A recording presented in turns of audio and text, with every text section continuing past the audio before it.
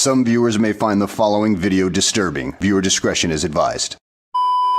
I just want some money, baby, so right now I can't be sexual. Let me check my schedule. I gotta $1,000 pants, Michael Mirry's all flavors, huh? We so loud, this shit waking all the neighbors up. Put your man's on with an ounce, he look bad. YouTube, what is good? Like, comment, subscribe, tell a friend to tell a friend. Y'all know the vibes, you feel me? Back with another video. So, before we get into this video, you feel me? Let me go ahead and get this out the way, you feel me? Y'all seen that intro right there? 30ry.com, got a new release coming. Y'all seen the little ad I just ran, man. Tap in, get your tea, man. I'm trying to tell you. I got more shit coming, you feel me? That's just the beginning, you feel me? Also, before we start the video, shout out to Cloud Service. That's what get us lit. You feel me? Good gas is only. Luke Boy Meaty said that, you feel me? Good gas is only, you feel me? So tap in. So today, we're not gonna waste too much time. You feel me? I figured since we did the last two videos about Baltimore, why not stay in Baltimore? I found another video. This is the 8 Gangster Crips, in which, you know, again, I did not know that was a thing here in Baltimore, and the Black Guerrilla family. So again, I'm learning shit as we go along, just like y'all learning shit as we go along. So let's not waste no time and go ahead and get along. Okay, we decided to come to Maryland for a story. We are not going to waste any time, let's get into it. The 8 Gangster Crips, also known as ETG Crips, were a violent branch of... Now what I will say is, from the thumbnail, I know this is in the neighborhood where I grew up in, or the area where I grew up in, West Baltimore. I do know that, for sure. It's not far from where I grew up at, for sure. The Crips gang that operated in Maryland and other states' prisons, as well as on the streets. The ETG Crips were in charge of the drug trade in certain areas of Baltimore City for a long time. These areas included the vicinity of the intersections of West Baltimore Street and North Hilton Street in West Baltimore. Fun fact, I used to actually walk to school down the street, not every day, but back and forth to high school, you feel me? Damn near every day, especially when I was a senior, when I got out of school early due to my schedule. I would get out of school early, or I would have to go home before a game and get some shit type shit. You feel me? I used to always walk up down the street. So again, I knew about the 60s. I didn't know about 8 I know about the 60s. Lexington Street and North Fremont Avenue in the Lexington Terrace neighborhood, and Frankfort Avenue and Sinclair Lane in North Baltimore. The ETG Crips were founded on 83rd Street in Los Angeles, California in the 1970s, and got their name from that. Different cliques within the ETG Crips developed to coincide with distinct Los Angeles neighborhoods, such as the Backwest ETG Crips in West Los Angeles, and the Nutty North Side ETG Crips in North Los Angeles. They eventually spread to other states, and they started to become common in Maryland in the 2000s. To distinguish themselves from the Backwest ETG Crips in Los Angeles, the ETG Crips members from Baltimore's Lexington Terrace and Hilton. So like, again, I'm not from Lexington Terrace, you feel me? But the Hilton area up there where they first showed, the first couple streets. I know it was some niggas up there getting busy, but... communities called themselves the Backwest ETG Crips. The Nutty North Side ETG Crips were a similar moniker used by the Crips from the Frankfort Sinclair area. Members of the ETG from several communities collaborated to commit crimes without being caught by law enforcement. The acting leader of the Backwest ETG Crips in Baltimore was True, or G True, who was referred to as a G of the gang. In or about 2013, True flew to California to meet with West Coast leaders of the ETG Crips and gained their official approval for his Crip set in Baltimore. Members rose through the ranks, starting as BGs, Baby Gangsters, then as YGs, Young Gangsters, then as Gs, Gangsters, then as OGs, Original Gangsters, then as Double OGs, Original Gangsters, and so on. They were required to follow certain rules of conduct. Real quick, and again, this is random, but I feel like I know some of these people. Again, just like the last few videos, I know some of these people. Members who violated these rules or who disobeyed an order from a superior were subjected to disciplinary measures called sanctions, which ranged from fines to murder. Snitching, homosexuality, and killing a fellow Crip without getting the go-ahead from the gang's leadership were among the offenses that may result in death. Other ETG Crips principles included: never let anyone insult the set, respect all rank, never discuss trade business with anyone but trays, and never drop your flag. Members raised their standing within the organization through using violence against adversaries and bystanders. Prospective ETG Crips members had to successfully complete an initiation procedure, which included learning about the gang's history and rules, getting sponsored by a senior member of Big Homie, and swearing allegiance. The gang ran street-level drug distribution businesses in a number of places in Baltimore City. Among other controlled narcotics, these drug stores sold marijuana, crack, heroin, and cocaine. Encroachers were violently attacked. The Baltimore Hilton neighborhood, which the Backwest ETG Crips regarded as their headquarters, housed the majority of the Crips drug spots. As we have said, they also opened shop in the Franklin. My neighborhood, Baltimore, my neighborhood, Emerson Village, we didn't get along with Baltimore Hilton. Makes sense? So again, I didn't know that all this was happening there because we just had like little neighborhood beef. You feel me? Nobody dying yet. At least when we was younger. Nobody dying yet, so. Sinclair and Lexington. I think as we got older, though, niggas started to get along. Members displayed firearms in photos and rap recordings they uploaded to social media platforms, threatening to kill anyone who got in their way. They also participated in illegal activities that benefited the gang, such as witness intimidation and retribution, assault, robbery, drug trafficking, murder, and drug distribution. They gained respect from other members and kept or improved their status within the gang by taking part in illegal operations that benefited the gang, particularly violent crimes ordered by the leadership of the ETG Crips. They gang employed and made use of gang-related terms and symbols. They usually used the letter T, which stands for Trey, the colors blue and gray, the Crips' official colors, and the numbers 8 and 3 or 83, which correspond to 83rd Street in Los Angeles, the neighborhood where the gang was founded and gets its name.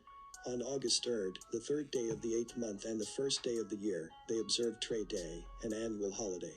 ETG avoided utilizing the letter C followed by a K, which is said to be a reference to the term Crip Killer, like other Cripsettes. Instead, they used the letter C in place of the letter K. That's over there. What's moving was a common greeting between them. ETG attended meetings to talk about gang matters with other members. They occasionally called other convicts using their account numbers in an effort to hide their identities, because they were aware that phone calls made from the jail were monitored. They frequently communicated in code to protect participants of the operation from detection and capture by law authorities, as well as for other purposes. For instance, the number 47 was a hit or murder code. Hitting the gas meant firing a gun. Magic was a weapon. A member who was in violation of ETG Crips rules was in the red. A person who falsely represented himself as an ETG Crip was 3-step in. A snitch was a 1616 rival gang members, such as the Black Guerrilla Family or BGF, were called monkeys or naps. Girlfriends and wives of ETG Crips members were called diamonds or emeralds. But that's enough background though, let's get into the crimes that landed Dissett in jail. Most people you see on here talking about drop shipping have... Yeah, I had no idea that was even, you know what I'm saying? From May 2016 through November 2016, True, Chisel, Gangster C, and Jug conspired to murder members of the Black Guerrilla Family Gang, who operated a rival drug shop in the Lexington, including Albert Pittman, Shyheim Brown, Victim 4, and Victim 5. On May 18, 2016, G-True told 3 others, Chisel, Gangster C, and Gotti, that killing a member of BGF, or a J, was a prerequisite to membership in the ETG Crips. To be a Trey, you gotta bash a J. That's how we rocking now. True asked the group for pictures. Trey, you gotta bash a what? What the fuck is... Alright. Of their BGF targets. Jizzle and Gangster C sent the group photos of Albert Pittman, Shyheim Brown, and Victim 4. The same day, Chisel told True, Gangster C, and Gotti that he had his eyes on a particular target who was out front his spot leaning and car peeking. True explained that Gotti had tried to drill some of the rival BGF members the night before. True added, definitely need send some fire today, don't want them getting comfortable. Later, True asked Gangster C whether there was a way to approach the basketball court at Lexington Terrace from behind. Gangster C replied that there was, and that he and an unindicted co-conspirator had done it before. True said they might be able to catch them like that. True asked Gangster C whether he was willing to take the lead in a drill that night.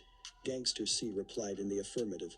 The next day, Chisel told True, Gangster C, and Gotti that he had just seen Albert Pittman and some of his associates in Lexington Terrace.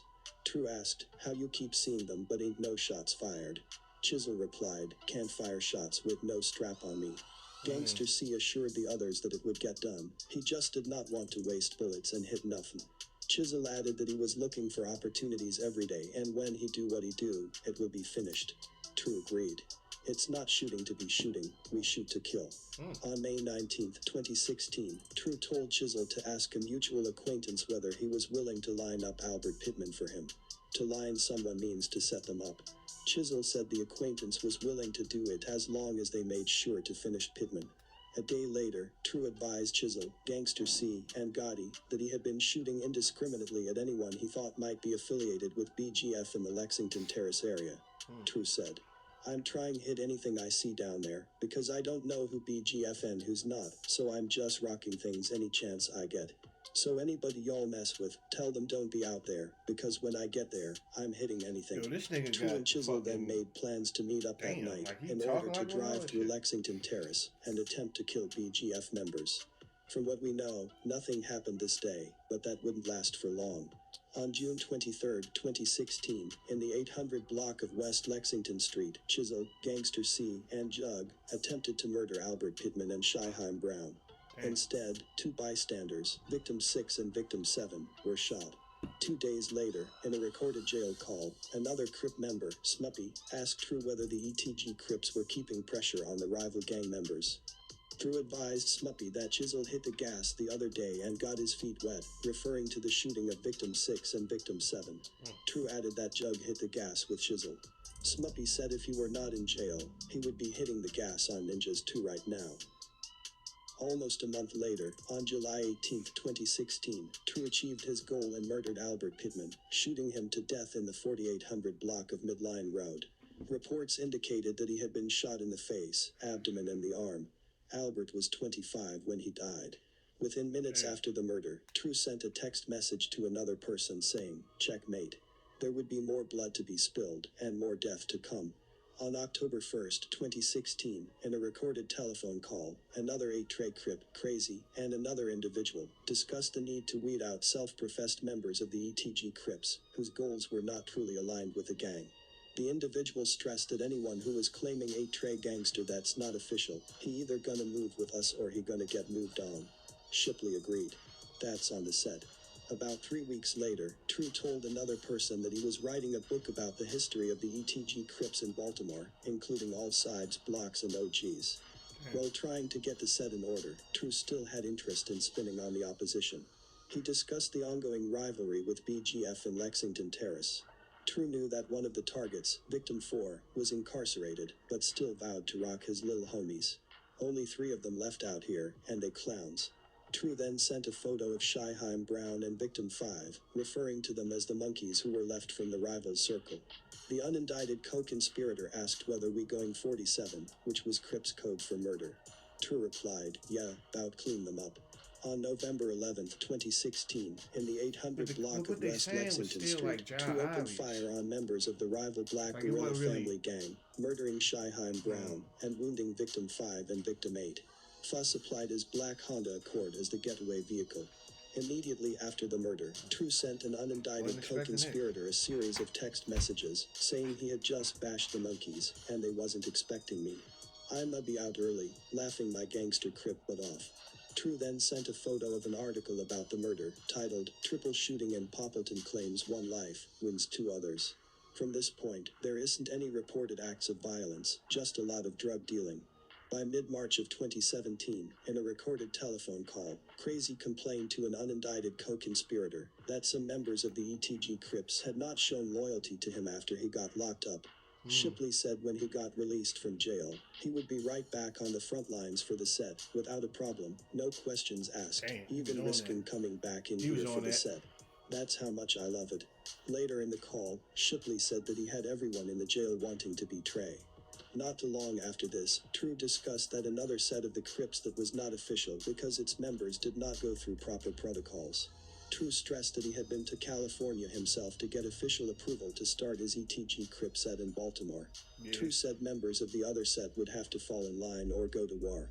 There was also an individual who was holding himself out as a member of the Backwest ETG Crips, even though True had never initiated him into the gang.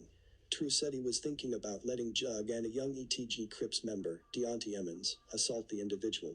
True changed his mind and decided against this. Instead, True said the individual would need to swing the hammer, meaning commit a murder, in order to prove himself worthy of membership in the ETG Crips. Later in the call, True and an unindicted co-conspirator talked about how Crazy had campaigned for the ETG Crips in jail and recruited new members. True and the unindicted co-conspirator discussed ways to distinguish between those who had been officially brought into the gang by someone like Shipley and those who were fraudulent. In or about May 2017, Crazy told an unindicted co-conspirator that he had assaulted a fellow Crips member in the Maryland Correctional Facility, where Shipley was housed as a sanction for not following proper protocols. According to Shipley, the victim of the assault was disrespecting another Crip in front of members of BGF, a violation of gang rules. Shipley reported that the correctional officers on duty let him beat the victim for a period of time before intervening.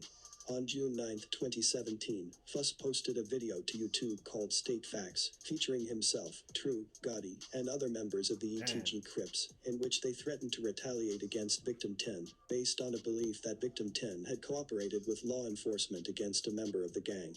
In the video, True flashed ETG Crips gang signs, while Fuss warned, "Ninjas told on my brother.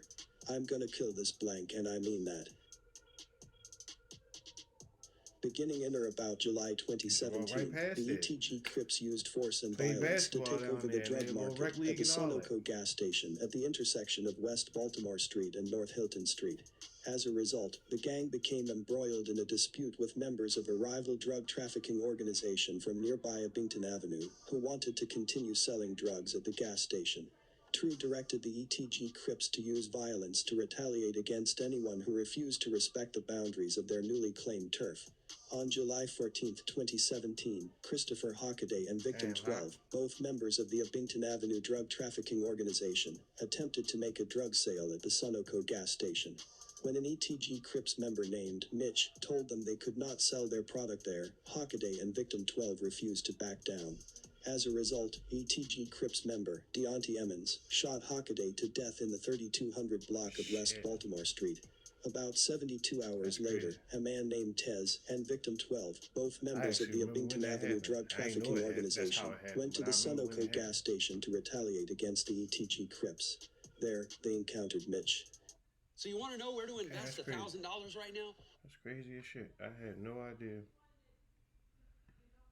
I'm really one of them ones like, this is how I feel, right? I really mind my business. So you feel me? Especially now, you know, I'm a little old. I mind my business, man. You feel me? So like when shit happen in the hood and you feel me, it happened to somebody that you might know or know of, because you know you see the post and shit like that. You be like, damn. You feel me? But I'm the type, I don't even ask, you feel me? Like if I know the person was real close, you feel me? I'll send my condolences, but I really mind my business. I don't be knowing how shit happened for real. At close range with a .40 caliber handgun. Tez also attempted to murder another person, chasing him across Hilton Avenue while firing multiple shots at him. Meanwhile, Tez's partner attempted to murder another person, shooting him multiple times with a 9mm handgun and causing life-threatening injuries. The shootings were captured on surveillance cameras at the gas station. Afterward, Tez sent his co-conspirator a text message directing him to burn the clothes he had been wearing during the incident. In November 2018, a confidential informant, Cy, met with Tez and recorded the conversation. During their recorded conversation, Tez confessed that he had killed Mitch and described the murder using specific details that were consistent with the surveillance footage and other physical evidence recovered during the investigation. During the same recorded conversation, the Cy told Tez about a potential robbery of a drug stash house. Tez agreed to carry out the robbery, stating that he had been committing other such robberies with another member of the Abington Avenue DTO. Tez showed the Cy a .45 caliber firearm and talked about owning other firearms, including a .357 and a .40.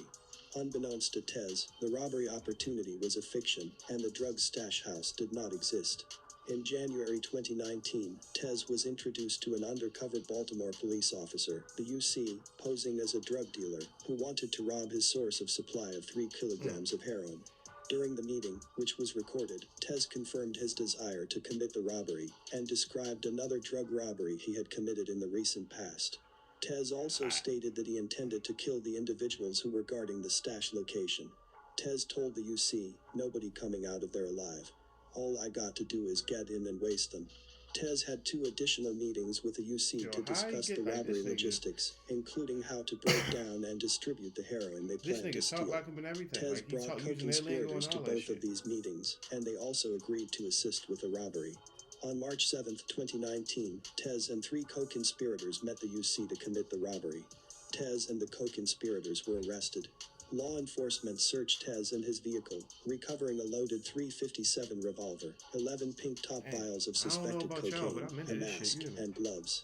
From the co-conspirators and their vehicle, law enforcement recovered 2 masks, a 9mm handgun loaded with 10 rounds of ammunition, including a round in the chamber, and 2 pairs of gloves. He would end up getting sentenced to 30 years in prison down the line. We kind of rambled off talking about Tez. Let's go back and talk about what happened after Tez killed Mitch.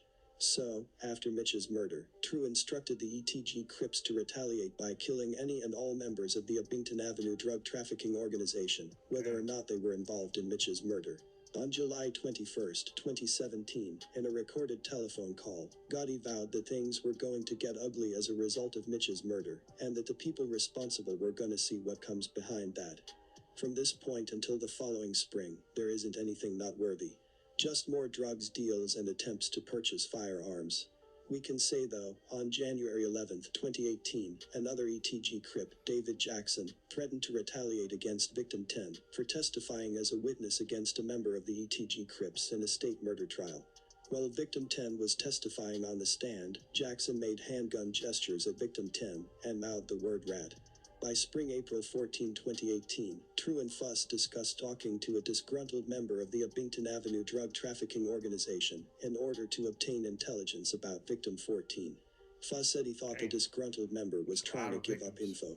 True agreed that he might want to serve victim 14 up.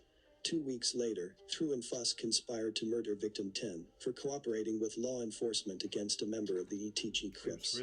Fuss told True that victim 10 was living in a particular location in Baltimore City. True instructed Fuss to obtain more info for the way to get at victim 10. Days later though, David Jackson, who had made the gun hand gestures at victim 10, had been sentenced to 10 years in prison for drug trafficking. On June 12, 2018, True complained to Finn that an unindicted co-conspirator had been hanging out on Abington Avenue with friends of victim 14, their enemy. Finn replied that the unindicted co-conspirator was on kid terms and did not understand things our way. True made clear that if the unindicted co-conspirator was going to associate with the enemy, he should make it worth something and line victim 14 up for us, or otherwise, get Ninja some information. 2 weeks later, on June 24, 2018, True informed Gangster C that there was a $5,000 bounty on victim 17's head. True sent Gangster C a photograph of victim 17.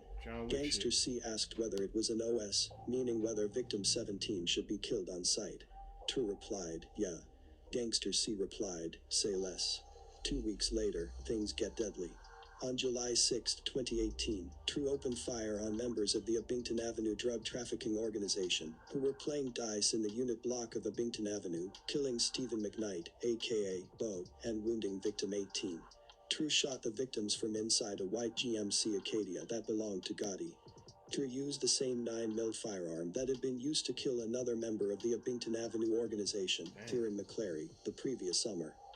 Now artificial intelligence can generate ad creative. That's crazy. And I say it's crazy because the day after the murder, True sent an Instagram message to Frank with a link to a newspaper article about the murder. True also posted a photograph to his Instagram account depicting Mitch making an ETG Crips gang sign, as well as the text, "Move in silence, only speak when it's time to say checkmate." On September 8, 2018, True joked that the ETG Crips should go paintball shooting, so y'all can know what it's like to pull a trigger. Fuss replied, "Everybody in the set know what that feel like at least once." True then teased Fuss for having bad aim. Fuss shoot just like his album, hit and miss, hit a car, miss everything else. Fuss replied, I just don't have success. During this time, True instructed Fuss to push Finn and Jug to put in work to avenge Mitch's death. Fuss said he had asked Gotti to drive him through Abington Avenue the day before, but Gotti did not want to use his wheels, because he already scored in them, a reference to Gotti's participation in the murder of Stephen McKnight. True suggested getting a ride from Finn, Chisel, or Gangster C instead. True also instructed Gotti to push the other members of the gang to drill. The next day, Fuss told True that he was looking for a gun so he could get something done. 3 days later, Fuss indicated that he was preparing to try to shoot at the gang's rivals on Abington Avenue, and that he planned to bring Finn with him. True encouraged Fuss to be confident, telling him he would have the upper hand, because the Abington Avenue crew was not expecting it. True tried to pump Fuss up for the kill, telling him, "Just think what I would do. No turning back. It's all about energy." Later, Fuss reported that Abington was a ghost town. True told Fuss he should lie in wait in a particular spot behind the Sunoco gas station, and have somebody give word when the opportune moment I was arose. confused. Fuss said he had been trying to get this is the actual spot. What he was showing is actually in East Baltimore, so I was confused when he kept saying the street. I ain't gonna lie, I was about to fake grab my other phone, like, yo, and look that shit up. Like, down. people from the neighborhood to serve as lookouts. True told Fuss to offer $1,000 for information about their target's whereabouts. Fuss agreed and then said, "Deleting these messages now." A few days later, on February 10, 2019, True discussed the formation of the Backwest ETG Crips, with an ETG Crips leader from California named Paco Diamond. Paco Diamond told True that the Backwest started on 96th, 97th, and 98th Streets and Normandy Avenue in Los Angeles. True discussed this information with Smuppy. True told Smuppy that an individual known as Baby Diamond started Backwest in 1989. True got the blue light to create the Baltimore set from an individual known as Biz from New York, and that an individual known as Big Menace solidified the Backwest set in Los Angeles. We will assume that Biz is Biz from Brooklyn, who we did a story about. Okay. Anyway, Smuppy gave True props for putting his life on the line to make sure we got the recognition and respect we deserve. True bragged that the streets took notice, that if you F with the mate train ninjas, they was going to kill multiple people behind it. On February 10, 2019, Finn told True that someone had lost ties with him when he rode past the A. True told Finn that he had promised $1,000 to an individual in exchange for information about where to find the Crips rivals on Abington Avenue. True said he planned to push niggas out ASAP, adding that it was disrespectful for ninjas to be hanging out where Mitch got killed. True bragged that clearing out Abington Avenue would be easier than the deadly shooting he had carried out at Lexington Terrace. True indicated that he was having trouble teaching the younger, less experienced members of the gang to be professionals, and that he was about to let them be wild and learn like he did, and get that feeling and power from the slammer. True also warned that if dudes ain't scoring, then they would need to push them out the hood. On February 15, 2019, True criticized Finn for not doing enough to avenge Mitch's death. True warned, "Ninjas need to kill one them ninjas, or be forced to try to kill me." Finn insisted that he had been doing his part, saying, "I've never said no to any moves ninjas went on." Finn reminded True that he had accompanied True on that first joint, referring to a previous act of violence, saying, "You can take all the cred, but my presence there would have carried the same time as yours if things went left." Same day, True told Fuss that Smuppy hit the scoreboard, meaning shot or killed someone. On February 25, 2019, True told Smuppy that he and Crazy were attempting to consolidate leadership over all the ETG Crips in Baltimore. True wrote, "We finding out who moving forward with us or not." True explained that he and Crazy were going to organize a party for the Nutty North Side ETG Crips and the Backwest ETG Crips, and let ninjas know we dropping that side stuff, and just pushing ETG as it should be. Smuppy replied, "I'm with that 3000%. Just let me know when and where and I'll be there, Trey. I like how dat sound." About a week later, there was another murder. On March 4, 2019, ETG Crips member, Deontay Emmons, got into a violent confrontation with a rival of the gang named Tywin Smith in the 3500 block of St. Joseph Street. Emmons shot Smith multiple times with a Glock 9mm caliber firearm, killing him. The following day, Smuppy sent Gangster C a photograph of the victim. Roughly a week later, on March 12, 2019, Emmons posted to his Instagram account, Grab my Glock, it been through a lot, but it still shoot like new. True responded, no attempts, meaning no attempted murders, only successful murders. So, a day or two after Deontay Emmons killed Tywin Smith, True lamented to him that Tez, the guy who had killed Mitch, had been booked for a robbery before the ETG Crips could get to him.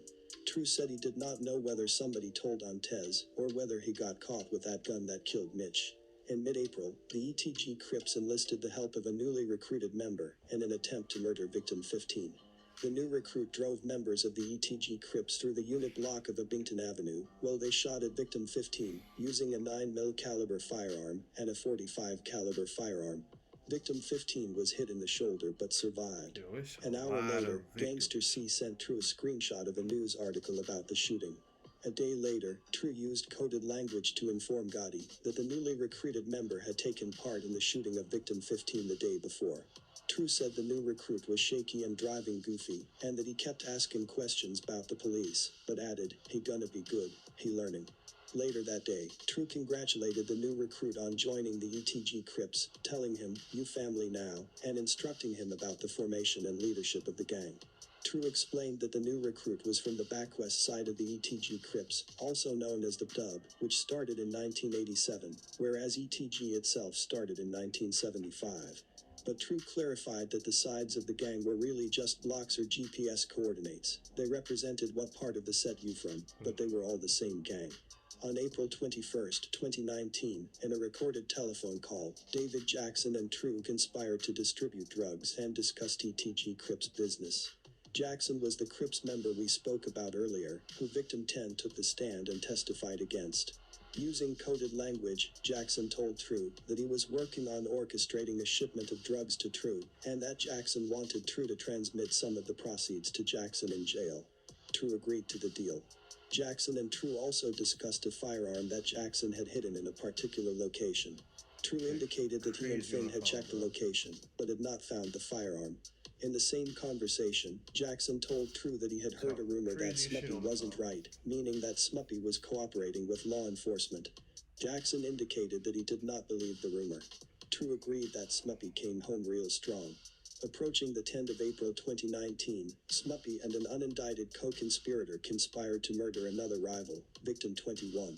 The unindicted co-conspirator asked whether Smuppy still had a particular firearm in his possession. Smuppy confirmed that he did. The unindicted co-conspirator said he had a heavy move for Smuppy involving victim 21. Smuppy said, "Let me know what I need to do." The unindicted co-conspirator's response was 187, a reference to California's Penal Code section for murder. Smuppy replied, "Say less." Not sure what came of that, but on May 19, 2019, in the 4900 block of Greencrest Road, Smuppy attempted to murder another rival, victim 22. Upon spotting the rival, he began shooting him multiple times using a 9mm Sig Sauer. True provided the weapon and served as the getaway driver. Question: what is the best e-commerce business to start today?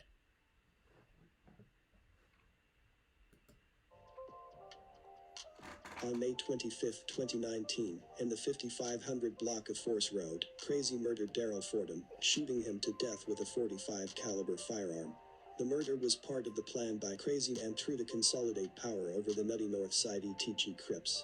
On June 23, 2019, Crazy and an unindicted co-conspirator robbed employees of the Jiffy Lube in Arnold, Maryland. In furtherance of the robbery, Crazy possessed and brandished a loaded, stolen 9mm.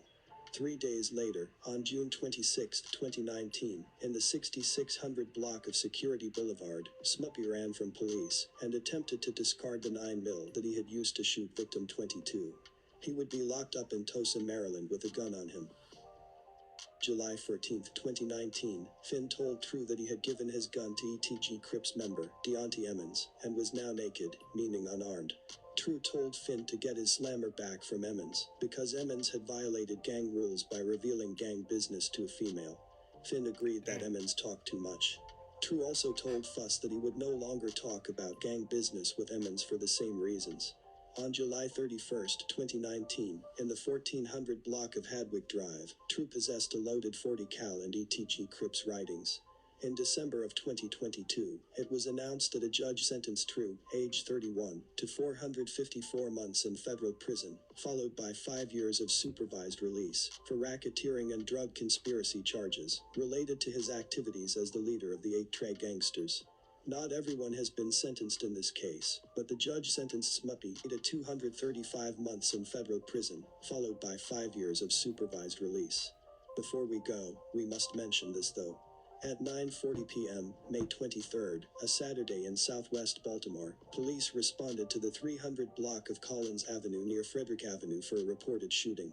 There, they found 21-year-old Deontay Emmons who'd been shot. Paramedics also declared him dead on the scene. But this about wraps it up for this one, and as always, stay low and thanks for watching.